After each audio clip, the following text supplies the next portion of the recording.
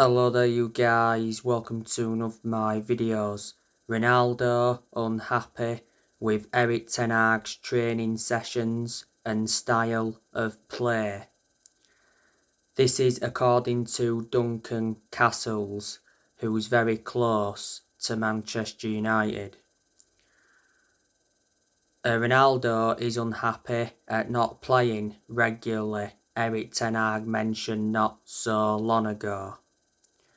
Cristiano Ronaldo can leave Manchester United in January.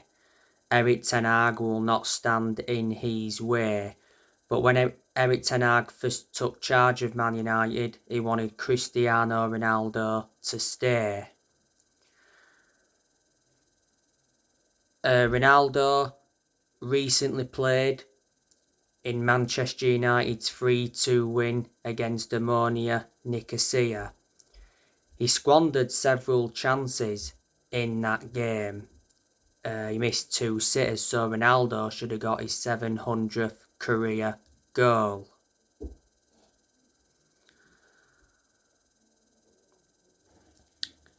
Don't forget Ronaldo played no part in the 6-3 thrashing of Man City, and Erik Ten Hag explained why.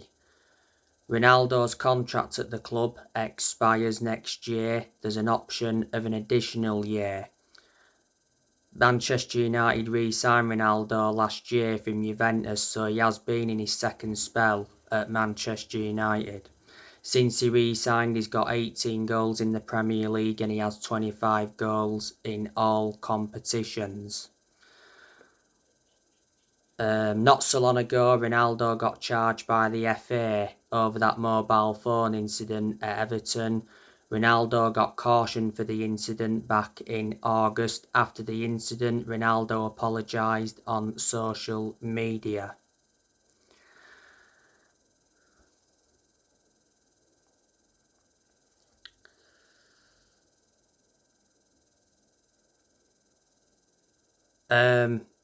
Next year, a lot of players are going to leave Manchester United. I think Man United could sell Anthony Martial next year. He doesn't get in the team a lot. But credit to Martial, he come off the bench against Ammonia Nicosia and scored. He also came off the bench against Man City and got 2 goals. He come back from injury not so long ago. He's missed a lot of games this season because he's had a few injuries. Last season, Martial was out on loan with Sevilla. Martial's under contract with Man United until 2024. Manchester United got Martial from Monaco back in 2015. At the time we got him, he was the most expensive teenager. I reckon Man United will get rid of Alex Telles permanently. He's out on loan with Sevilla at the moment. Luke Shaw, I reckon he could be leaving next year because he doesn't start anymore. So there's no way back for him in the team because Terrell Malacia is Manchester United's first choice left back. Erik Bailly, I reckon we'll get rid of him permanently. Erik Bailly's out on loan with Marseille at the moment. Phil Jones, he's another one who I reckon's going to be leaving the club next year. Axel Tuanzebe, Manchester United will also get rid of him. Doesn't get in the team. Last season, he was out on loan with Aston Villa. He enjoyed 3 loan spells with Aston Villa. Brandon Williams, he'll be going next year because he doesn't get in the team. Brandon Williams is still out of injury. He's been out of injury for a while. Last season he was out on loan with Norwich. Victor Lindelof, I reckon he's leaving next year. Lindelof, he's not one of our first choice centre-halves. He was no longer one of our first choice centre-halves when Man United signed Varane from Real Madrid. Lindelof did play against Ammonia Nicosia. He started ahead of Varane because Varane was out with an injury. Varane picked up the injury in the 6-3 defeat to Man City. David De Gea is nearing a Manchester United exit. Atletico Madrid are interested in re-signing De Gea. He was at Atletico Madrid before Manchester United, and De Gea is wanted by Juventus on a free transfer at the end of the season. Man United could let De Gea leave on a free at the end of the season. His contract at the club expires next year. There is an option to extend for a further year. De Gea earns around £375,000 a week. He's endured around 11 years or so at Man United, so reflecting on that, he's been a long-serving player. He has been with us since the Sir Alex Ferguson era. He's our first choice goalkeeper. De Gea was in goal in the game against Ammonia Nicosia. He did concede 2 goals, and I do recall him making 2 saves in the game. De Gea earlier on this year won the Players' Player of the Year award. He's won everything domestically at the football club, and he's made over 500 appearances for Man United in all competitions.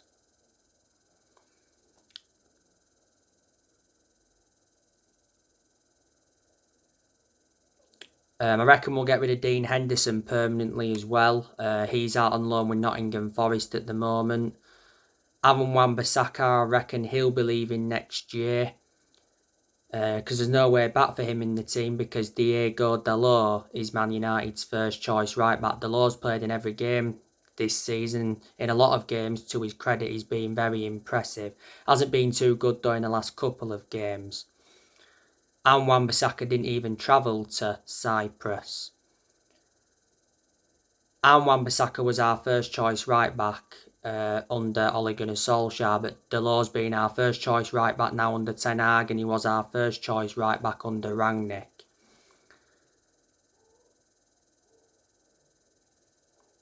Fred, I reckon he'll be leaving Manchester United as well next year, because he's no longer one of our first choice centre midfielders following the arrivals of Casemiro and Christian Eriksen. As you all know, I've got my strong reservations about Fred. Fred has played a lot of games alongside Scott McTominay in the centre midfield. Man United got Fred from Shakhtar Donetsk in a deal worth around 52 million around 3 or 4 years ago.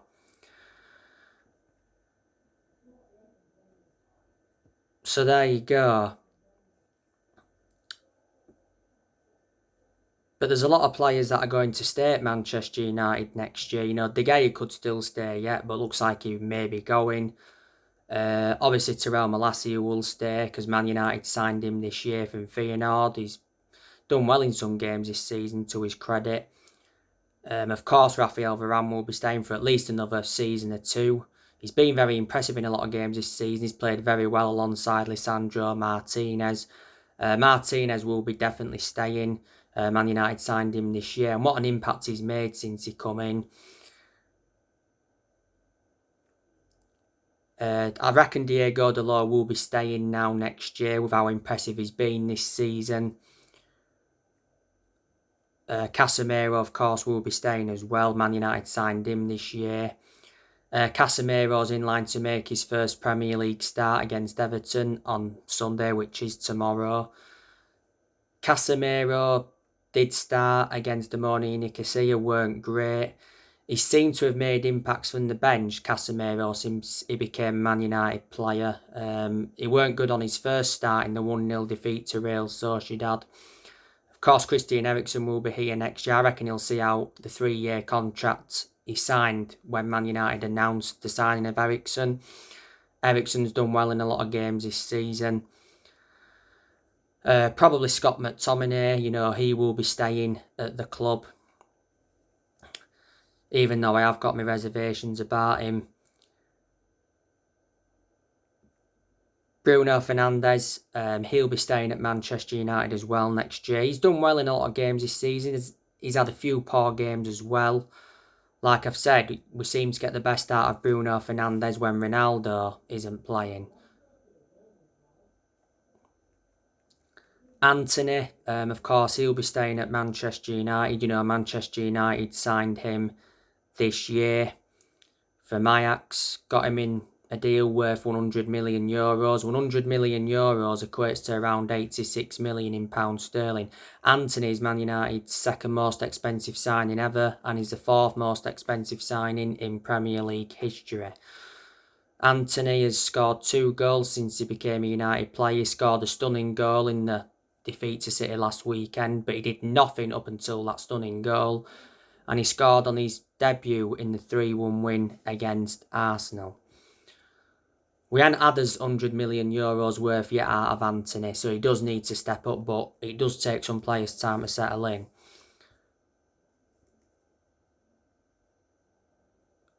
Martin Dubravka, he'll be staying at least until the end of this season because Man United have got him on loan from Newcastle. There's an option to buy Dubravka for around 5 or 6 million at the end of the loan. Martin Dubravka is a backup to number 1 David De Gea. He's recently been out of a knock, by the way. Marcus Rashford, I reckon he'll be staying at the club next year. Rashford's contract at Man United expires next year, but there is an option to extend for a further year. Earlier on this year, it said Man United were ready to hand Marcus Rashford a new 5-year deal as a reward for his early season form.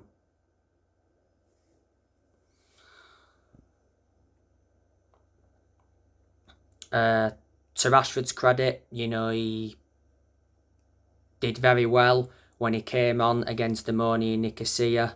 He got 2 goals. He also provided an assist. He made up for that bad performance he put out against Manchester City last weekend. Rashford, has provided quite a few assists this season, scored goals. Don't forget Rashford scored twice in the 3-1 win against Arsenal. He scored in the 2-1 home win against Liverpool. He's a good player, is Rashford, and he's really, really improved this season. He was far superior than he was last season, let's put it that way. And Rashford come back from injury not so long ago. Jadon Sancho, he'll be staying at the club next year. Sancho has had some poor games this season, but on the other side of things, he's had a lot of games where he's been consistent this season. Sancho's got like 3 goals so far, hasn't he, this season? Don't forget Sancho scored in the 2-0 win against FC Sheriff. He scored in the 1-0 away win against Leicester. And he scored in the 2-1 home win against Liverpool. He's a good player, is Sancho. He really, really is. But he did endure a bad start to his Manchester United career. He didn't settle in straight away.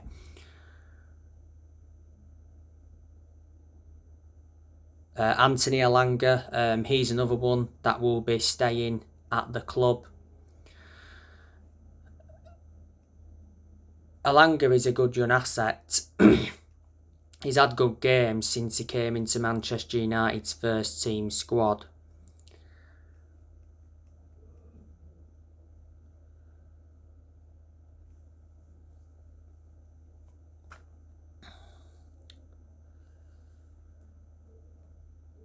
So, yeah.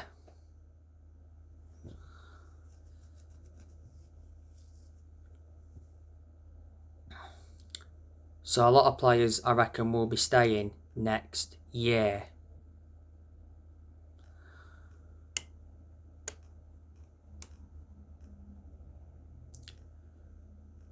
Erik Ten Hag, I've not once prejudged him since he became Manchester United manager.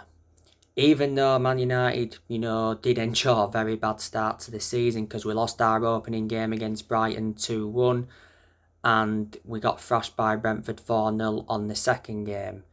Man United have been 4-0 down twice at half-time so far under the Erik Ten Hag era. There's been some games this season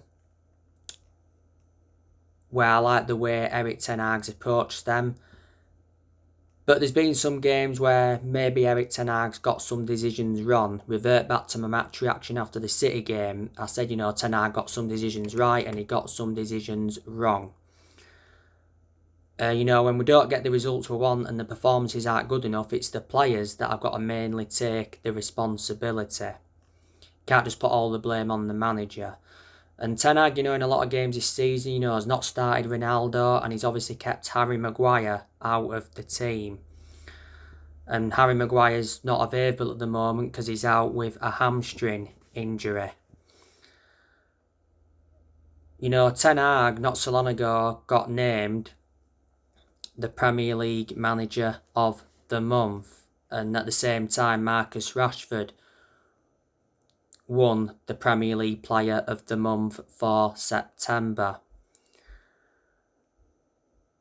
Erik Ten Hag has been the Manchester United manager for quite a few months now. He replaced Rangnick earlier on this year.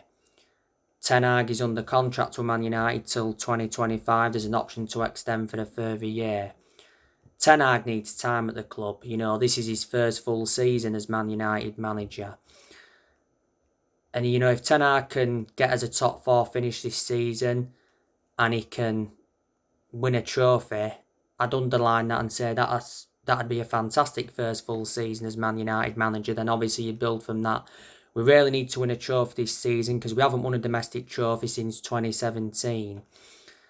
But Ten Hag knew when he'd taken over at Man United it was going to be a massive job, and he's aware that he had big expectations to exceed. Ten Hag, to his credit, he has made 6 signings since he became Man United manager, and Man United have spent over 200 million this year. And the other side of things, Ten Hag's got rid of players as well, but he is still inheriting deadwood. Not the other week, Ten Hag revealed his transfer plans for January, didn't he? And he said that Man United will continue to hold meetings over strengthening the squad. Ten Hag's going to get a transfer budget of around 70 million. There again, could get 100 million if Ronaldo leaves in January. The January transfer window will be Ten Hag's second transfer window when United manager.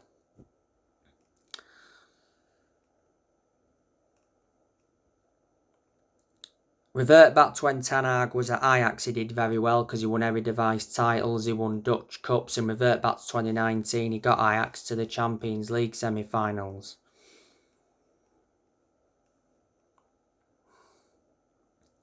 And he developed the young players well.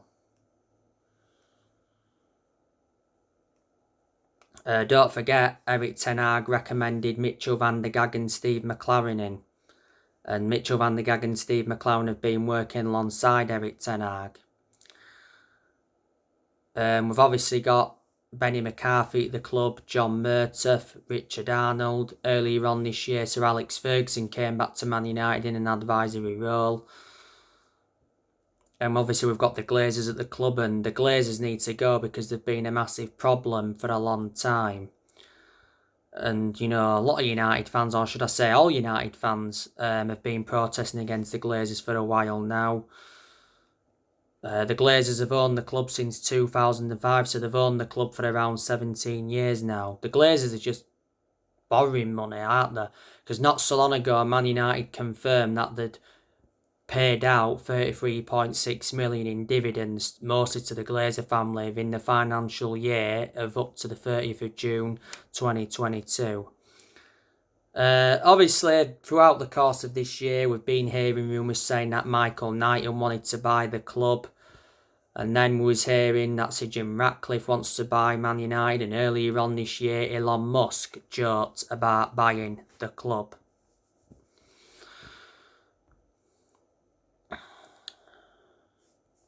So there you go.